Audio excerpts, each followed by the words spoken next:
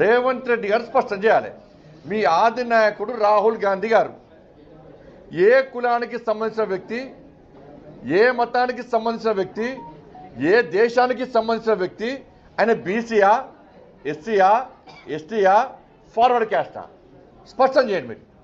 వాళ్ళ నాన్న ఫిరోజ్ ఖాన్ గాంధీ, వాళ్ళ తాత రాహుల్ గాంధీ గారి తాత ఫిరోజ్ ఖాన్ గాంధీ, వాళ్ళ అమ్మ ఆయన ముస్లిం, వాళ్ళ అమ్మ సోనియా గాంధీ క్రైస్తవురాలు, దాంతోపాటు ఇటలీ దేశస్తురాలు.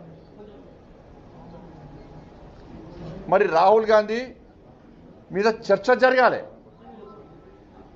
మీరు రాహుల్ గాంధీ గారిని మీ నాయకుడిగా బీసీ అని బీసీ నాయకుడు అని మీరు ప్రోత్సహిస్తురా, లేకుంటే ముస్లిం అని ప్రోత్సహిస్తురా, క్రిస్టియన్ అని ప్రోత్సహిస్తురా, లేకుంటే వేరే దేశస్తులను ప్రోత్సహిస్తురా? ఏ దేశస్తుడు, ఏ మతం, ఏ కులం?